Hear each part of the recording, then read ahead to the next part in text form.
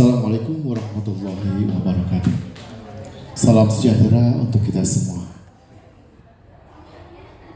Kepada Bapak Kepala Sekolah SMP Negeri 10 Surakarta, Bapak Eko Sutrisno, selaku mentor kegiatan orientasi pengenalan nilai dan etika pada instansi pemerintah bagi P3K di lingkungan pemerintah Kota Surakarta yang kami hormati, dan rekan-rekan peserta seminar hasil laporan orientasi dan pengenalan nilai dan etika pada instansi pemerintah bagi P3K di lingkungan pemerintah Kota Surakarta yang kami hormati pula. Pertama, kita panjatkan syukur kita kepada Tuhan Yang Maha Esa yang telah mempertemukan kita pada tempat ini untuk melaksanakan seminar hasil laporan orientasi. Perkenalkan, saya Ahmad Fatoni Adi Nugroho, Sarjana Pendidikan Islam, Sarjana Pendidikan, untuk sebagai pelaku mentor untuk membacakan susunan acara yang akan berjalan pada pagi hari ini. Yang pertama yaitu pembukaan, yang kedua pemaparan hasil seminar orientasi pengenalan nilai dan etika pada instansi pemerintah. Yang ketiga, saran dan masukan dari Bapak Eko Sutrisno, Sarjana Pendidikan selaku mentor. Yang keempat, penutup. Marilah Bapak Ibu semuanya, kita awali seminar kali ini dengan berdoa kepada Tuhan Yang Maha Esa. Untuk agama dan kepercayaan masing-masing, berdoa mulai.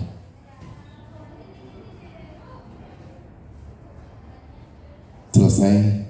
Selanjutnya pemaparan seminar hasil laporan orientasi pengenalan nilai dan etika pada instansi pemerintah yang disampaikan oleh Ibu Yekti Prastiningsih, Sarjana Pendidikan. Kepada beliau, waktu dan tempat kami persilakan. Terima kasih Bapak Moderator Pak Fatoni yang telah memberikan waktu kepada saya. Assalamualaikum warahmatullahi wabarakatuh. Salam sejahtera bagi kita semua. Yang saya hormati Bapak Eko Sutrisno SPD selaku Kepala Sekolah SMP Negeri 10 Surakarta, sekaligus mentor kami di dalam menyusun laporan orientasi pengenalan nilai dan etika pada instansi pemerintah bagi P3K Dinas Pendidikan Pemerintah Kota Surakarta, dan juga rekan-rekan seperjuangan serta Bapak Ibu peserta seminar yang saya hormati. Pertama-tama marilah kita panjatkan puji syukur kepada Tuhan Yang Maha Esa karena atas berkat sempat dan sehat sehingga kita pada hari ini dapat bersama-sama berkumpul di tempat ini dalam acara seminar laporan orientasi pengenalan nilai dan etika bagi P3K Dinas Pendidikan Kota Surakarta. Baiklah, sebelumnya saya memaparkan laporan orientasi saya. Perkenalkan dulu, ada pepatah yang mengatakan bahwa tak kenal maka tak sayang, begitu nih. Perkenankan saya untuk memperkenalkan diri saya. Ini profil saya. Nama saya Yekti Prastiningsih SPD. NIK P3K 1973 0221 2023 212001. Saya di SMP Negeri 10 Surakarta menjabat guru seni budaya. Kemudian alamat saya tinggal sama dengan alamat di KTP, Jalan Krakatau Barat 1 nomor 32, kampungnya Bibis Baru, RT 01 RW 24, Kelurahan Nusukan, Kecamatan Banjarsari, Surakarta 57135. Pendidikan terakhir saya adalah lulusan pendidikan seni tari IKIP Semarang, kalau sekarang UNES. Kemudian instansi saya saat ini, saya bekerja di SMP Negeri 10 Surakarta. Demikian sekadar profil atau perkenalan saya. Di dalam laporan orientasi saya menyusun menjadi 5 bab Bapak Ibu. Yang pertama adalah pendahuluan. Bab 1 pendahuluan, latar belakangnya adalah P3K adalah singkatan dari pegawai pemerintah dengan perjanjian kerja. Dalam peraturan Undang-Undang Indonesia nomor 5 tahun 2014 disebutkan atau dinyatakan tentang aparatur sipil negara tertulis bahwa PPPK atau P3K adalah WNI yang memenuhi syarat tertentu yang diangkat berdasarkan perjanjian kerja untuk jangka waktu tertentu dalam rangka melaksanakan tugas pemerintahan. Dalam menjalankan tugasnya, ASN melaksanakan budaya kerja atau core values, berakhlak, singkatan dari berorientasi pelayanan, akuntabel, kompeten, harmonis, loyal, adaptif, dan kolaboratif. Maksud pelaksanaan orientasi PPPK yang dilaksanakan saat ini adalah demikian. A. Pengenalan tugas dan fungsi ASN. B. Pengenalan nilai dan etika pada instansi pemerintah. C. Pengenalan nilai-nilai dasar ASN berakhlak serta dapat melaksanakan tugas dan kewajiban pada program pemerintah di unit kerja masing-masing. Tujuan pelaksanaan orientasi P3K. Kalau tadi saya sudah memaparkan maksudnya, sekarang adalah tujuannya. A. Peserta mampu memahami program orientasi dan mengenal nilai dan etika instansi pemerintah. B. Peserta mampu mengaktualisasikan nilai-nilai dasar ASN berakhlak dalam melayani menyediakan pusat informasi. Yang C. Peserta mampu melaksanakan kewajiban dengan baik dan tugas dengan sebenarnya sebagai seorang pendidik pada unit kerjanya. Waktu dan tempat pelaksanaan orientasi. Waktu pelaksanaan orientasi P3K Angkatan 3 adalah dari tanggal 3 Oktober sampai dengan 23 Oktober 2024. Tempat pelaksanaan orientasi di SMP Negeri 10 Surakarta. Bab 2 adalah tentang nilai dan etika Dinas Pendidikan Pemerintah Kota Surakarta. Dinas Pendidikan Kota Surakarta adalah unsur pelaksana urusan pendidikan yang bernaung di bawah pemerintah Kota Surakarta. Untuk itu sebelum saya menuju ke visi misi Dinas Pendidikan, di sini saya akan memaparkan visi dan misi pemerintah Kota Surakarta. Visi misi pemerintah Kota Surakarta berdasarkan Peraturan Daerah Kota Surakarta Nomor 6 Tahun 2021 tentang Rencana Pembangunan Jangka Menengah Daerah Kota Surakarta tahun 2021 sampai dengan 2026 adalah mewujudkan Surakarta sebagai kota budaya yang modern, tangguh, gesit, kreatif, dan sejahtera. Misinya ada 7 visi pemerintah Kota Surakarta yang ditetapkan. Pertama, meningkatkan kualitas kesehatan masyarakat yang tangguh. Kedua, memperkuat pertumbuhan ekonomi yang adaptif berkelanjutan. Ketiga, mewujudkan tata ruang dan infrastruktur kota yang mendukung pemajuan kebudayaan dan pariwisata. Keempat, meningkatkan kualitas dan daya saing pemuda dan masyarakat umum di bidang pendidikan, ekonomi, seni budaya, dan olahraga. Kelima, mengembangkan tata kelola pemerintah dan pelayanan publik yang gesit dan kolaboratif berlandaskan semangat gotong royong dan kebinekaan. Keenam, mewujudkan kemakmuran dan kesejahteraan bersama warga kota yang berkeadilan dan inklusif.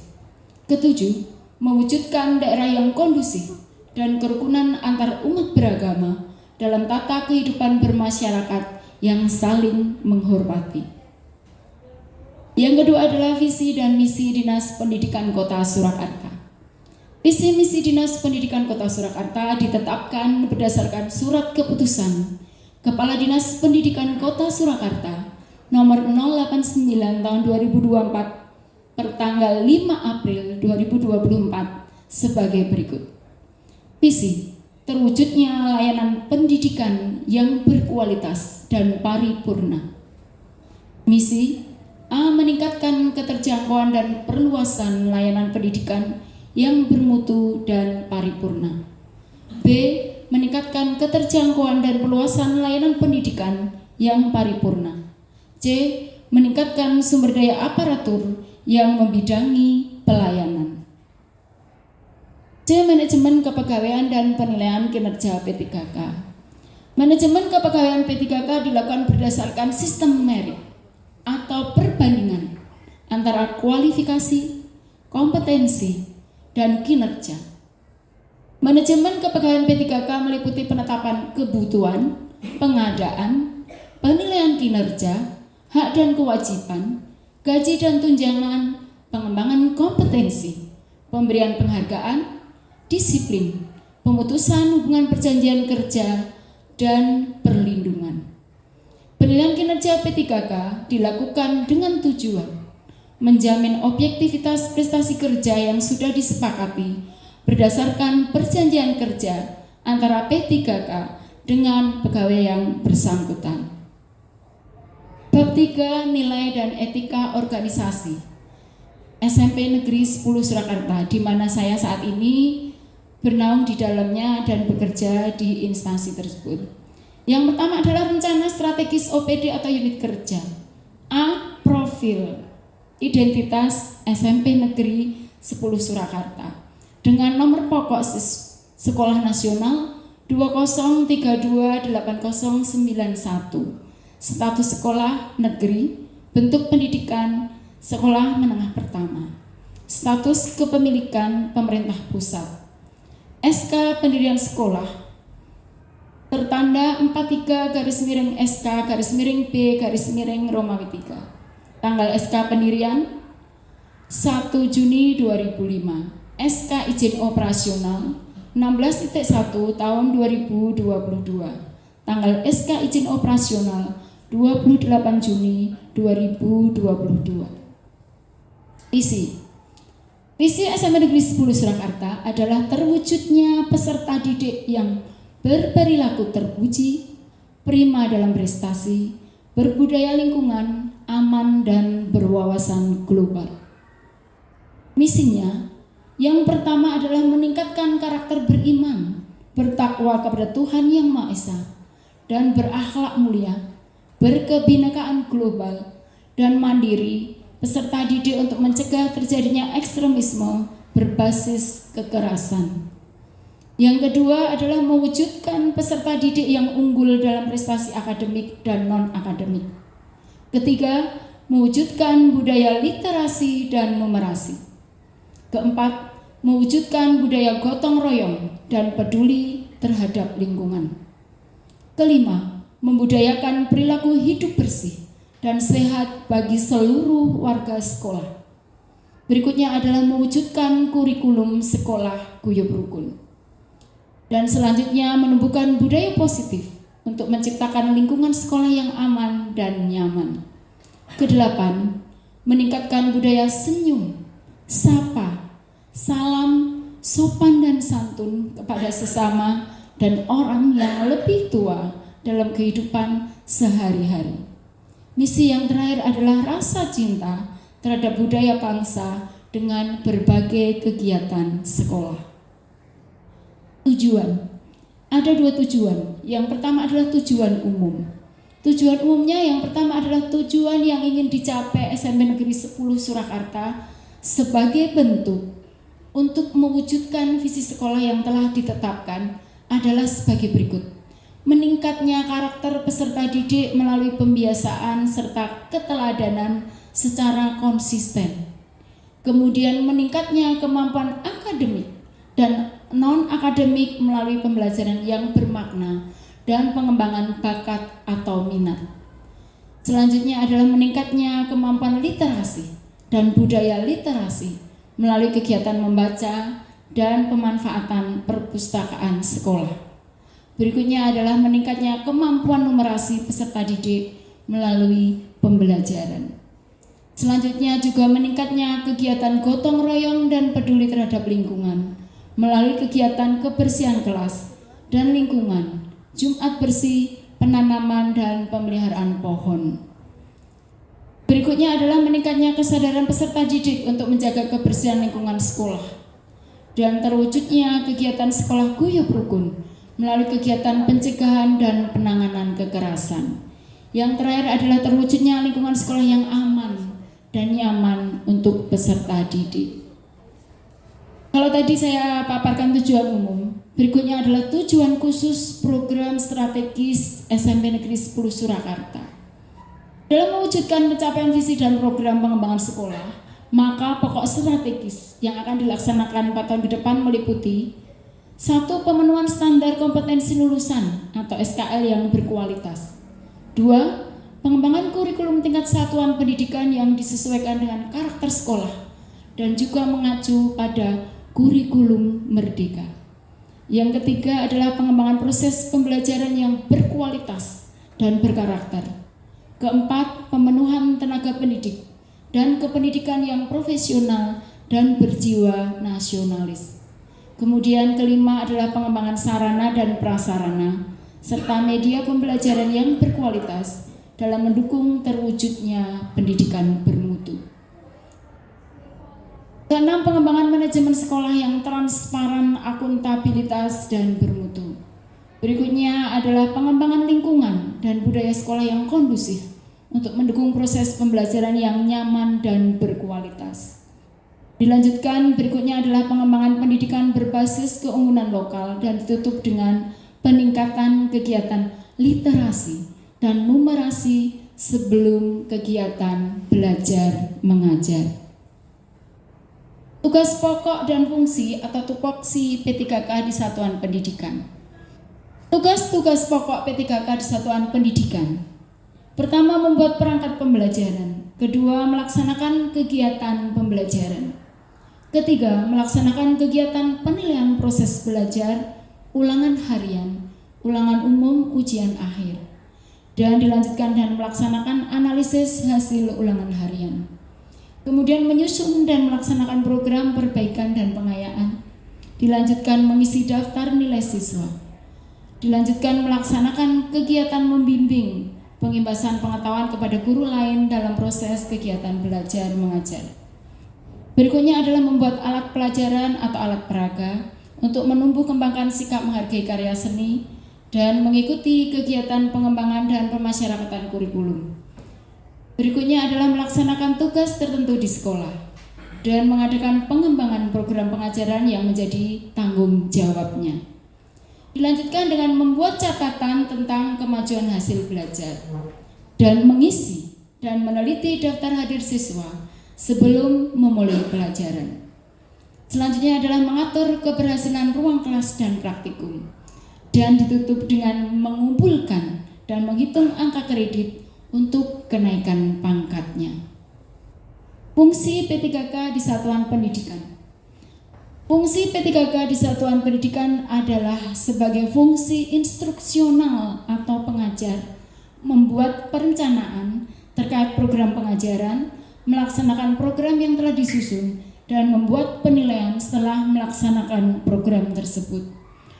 Fungsi edukasional atau pendidik, tugasnya adalah mengarahkan peserta didik untuk memiliki kepribadian yang baik dan mulia.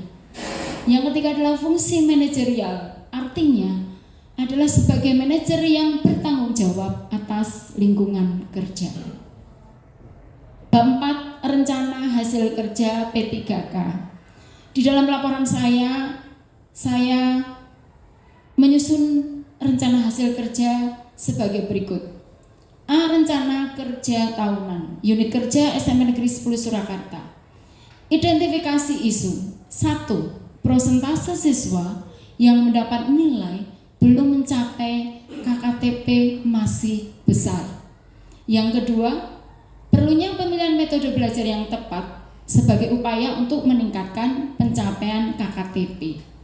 Isu yang diangkat, besarnya jumlah siswa yang mendapat nilai di bawah ketentuan KKTP. Berdasarkan dari identifikasi isu tersebut dan isu yang diangkat, maka saya mengambil judul atau gagasan yang diangkat sebagai berikut. Penerapan metode pembelajaran blended learning sebagai upaya peningkatan KKTP dalam pembelajaran seni budaya di SMP Negeri 10 Surakarta. Adapun kegiatannya, rencana tahunannya adalah sebagai berikut. Yang pertama adalah menganalisis pencapaian hasil belajar siswa. Tujuan kegiatannya saya paparkan di sini, mengidentifikasi jumlah siswa yang mengikuti evaluasi belajar. Yang kedua, menghimpun jumlah siswa yang nilainya mencapai KKTP maupun yang belum mencapai KKTP.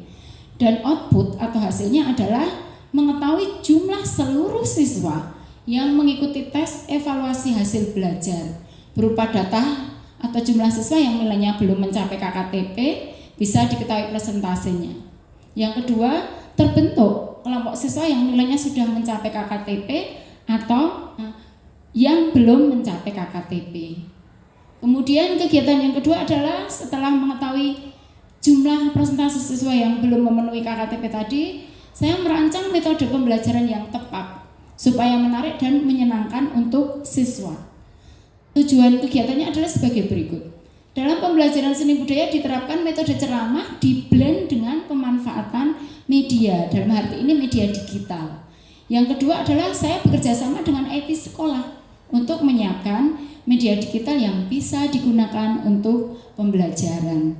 Outputnya atau hasilnya yang diharapkan terciptanya metode pembelajaran yang menarik dan menyenangkan, terciptanya metode blended learning, dan penggunaan media pembelajaran berupa media digital. Kegiatan yang ketiga adalah melaksanakan pembelajaran dengan menerapkan blended learning dalam pembelajaran seni budaya. Tujuan kegiatannya menerapkan metode pembelajaran ceramah dan kooperatif learning. Jadi bukannya tidak mungkin siswa juga aktif, bukan hanya satu pihak atau saya yang berceramah.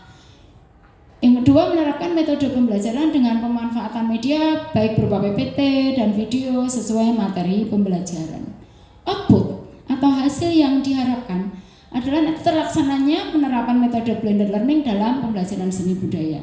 Yang kedua adalah pemanfaatan media digital berupa PPT dan video pembelajaran yang menarik dan menyenangkan untuk meningkatkan minat siswa dalam mengikuti pembelajaran seni budaya. Kegiatan yang keempat adalah melaksanakan pembelajaran seni budaya dengan metode blended learning. Tujuan kegiatannya, pendidik melakukan absensi kegiatan apersepsi, kemudian melaksanakan pembelajaran dengan penyampaian materi yang disampaikan dengan ceramah dan pendekatan pembelajaran kooperatif learning. Yang ketiga, melaksanakan pembelajaran dengan pemanfaatan media digital berupa PPT dan video untuk menambah semangat anak-anak sekaligus mudah diserap materi yang disampaikan. Kemudian output atau hasilnya terlaksananya pembelajaran yang menyenangkan, terlaksananya kegiatan apersepsi, terlaksananya pembelajaran dengan metode ceramah dan kooperatif learning, dan terakhir terlaksananya pembelajaran dengan menggunakan media digital, bisa berupa PPT dan video pembelajaran yang disampaikan pada saat itu. Yang terakhir adalah melakukan evaluasi penilaian dan refleksi pembelajaran yang telah dilakukan dengan menggunakan media digital. Pendidik melakukan evaluasi penilaian hasil pembelajaran baik tertulis maupun melalui media digital. Outputnya atau hasilnya, terlaksananya kegiatan evaluasi dan refleksi pembelajaran sebagai berikut. Terlaksananya evaluasi dengan tertulis dan menggunakan media digital. Pendidik mendapatkan hasil penilaian baik tertulis maupun melalui digital. Misalnya Google Form gitu ya, untuk menyebar atau di-share ke anak-anak soal-soal itu. Terakhir, siswa termotivasi agar lebih semangat dalam belajar. Nah, demikian Bapak Ibu peserta seminar tentang kegiatan atau rencana kerja tahunan. Yang berikutnya adalah rencana kerja menengah yang saya susun sebagai berikut. Tahun ke-1, merancang metode pembelajaran yang tepat dan menyenangkan dalam pembelajaran seni budaya. Dalam hal ini seni budaya ada 3, seni rupa, seni tari, dan seni musik. Jadi ketika nanti saya merancang metode pembelajaran itu bisa menyasar untuk pembelajaran seni rupa, seni tari, dan juga seni musik. Output atau hasil yang diharapkan adalah penetapan metode pembelajaran blended learning dalam pembelajaran seni budaya. Tahun kedua adalah menerapkan strategi belajar ceramah, kooperatif learning, dan pemanfaatan media digital dalam pembelajaran seni budaya. Outputnya, peserta didik selain menerima materi dari penjelasan guru, dapat belajar dengan aktif kreatif dan dapat mengikuti melalui media digital. Tahun ketiga, Pengembangan metode pembelajaran yang inovatif untuk melengkapi pembelajaran blended learning yang berkualitas. Output atau hasilnya peserta didik meningkat minatnya dengan penerapan metode pembelajaran yang inovatif dalam pembelajaran seni budaya. Jadi ini maksudnya dengan penerapan metode pembelajaran blended learning nanti masih bisa dikembangkan lagi. Tidak hanya berupa ceramah dan media digital, bisa juga dengan pendekatan pembelajaran misalnya discovery learning gitu biar anak nggak bosen, atau kooperatif gitu ya, jadi dibentuk kelompok atau diskusi kelompok. Tahun keempat adalah pemanfaatan media digital yang telah dikembangkan untuk mendukung blended learning yang berkualitas dalam pembelajaran seni budaya dengan output atau hasil demikian. Peserta didik semakin tertantang dan semangat dalam belajar karena dapat mengakses materi maupun tugas pembelajaran melalui aplikasi media digital, di mana semua anak sekarang tidak ada yang punya handphone. Jadi bisa menjadi tantangan tersendiri gitu ya. Pasti senang itu mudah-mudahan. Yang terakhir tahun kelima adalah saya mengevaluasi kegiatan penerapan metode pembelajaran blended learning untuk diketahui kekurangan dan kelebihannya. Maksudnya setelah diterapkan itu bagaimana hasilnya, ini evaluasinya. Output atau hasil mengetahui kekurangan dan kelebihan metode yang diterapkan untuk dicarikan solusinya. Bab 5, penutup, kesimpulan. Metode pembelajaran blended learning merupakan metode pembelajaran yang menerapkan metode ceramah dengan metode pemanfaatan media digital dalam pembelajaran. Metode blended learning dapat diterapkan dalam pembelajaran seni budaya. Hal ini diharapkan lebih efektif untuk diterapkan karena pembelajaran seni budaya yang meliputi pembelajaran seni rupa, seni musik, dan seni tari akan lebih mudah diserap atau diterima oleh siswa.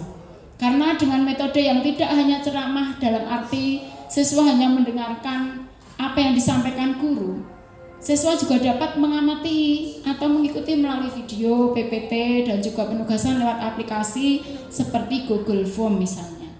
Penerapan metode blended learning dalam pembelajaran seni budaya diperlukan menurut saya untuk meningkatkan pencapaian belajar siswa yang belum memenuhi KKTP biar persentasenya yang tadinya begitu besar diharapkan nanti presentasinya akan lebih meningkat gitu. Demikian pemaparan yang bisa saya sampaikan Bapak Ibu peserta seminar. Terima kasih untuk perhatiannya. Monggo mungkin untuk waktu selanjutnya saya akan memberikan ke moderator, mungkin ada saran, masukan atau pertanyaan. Demikian tadi pemaparan materi oleh Ibu Yekti, Sarjana Pendidikan.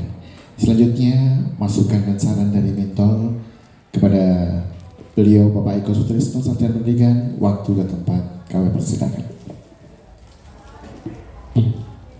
Terima kasih. Tampilan pemaparan yang ketiga disampaikan oleh Saudari Yekti Prastani CSPD dengan judul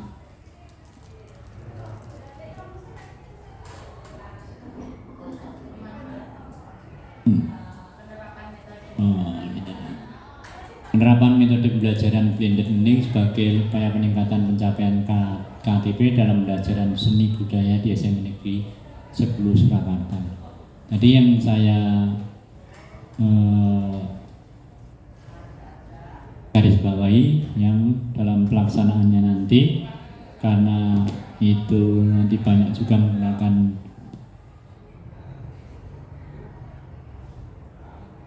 media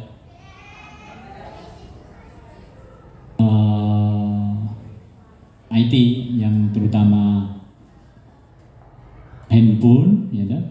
Padahal di sekolah itu dilarang bawa, maka nanti harus kolaborasi dengan lab komputer, ya, sehingga untuk penggantinya tentu dilaksanakan di lab komputer. Kecuali kalau itu tugas anak-anak membuatnya di rumah, nah itu bisa mereka menggunakan HP-nya di rumah ya, dengan pengawasan orang tua. Ya, untuk itu nanti karena ini kegiatannya memang dalam jangka panjang, maka pelaksanaannya tetap nanti harus berkesinambungan dalam artian ya nanti tetap harus dilaksanakan sampai outputnya betul-betul bisa nampak. Ya, saya kira itu ya udah baik. Terima kasih paparan yang sudah disampaikan. Mudah-mudahan nanti hasilnya juga memajukan SMP Negeri 10. Amin. Terima kasih. Demikian tadi saran dan masukan dari Bapak Eko Sutrisno, Sarjana Pendidikan selaku mentor kegiatan orientasi pengenalan nilai dan etika pada instansi pemerintah. Sampailah kita di penghujung acara. Saya Ahmad Fatoni Nugroho, Sarjana Pendidikan Islam, Sarjana Pendidikan, tentunya banyak kesalahan dalam menjadi moderator pada kegiatan kali ini. Oleh karena itu, saya mohon maaf yang sebesarnya, dan marilah akhirnya kita akhiri pertemuan kita pada siang hari ini dengan berdoa. Menurut agama dan kepercayaan masing-masing, berdoa mulai. Selesai. Assalamualaikum warahmatullahi wabarakatuh.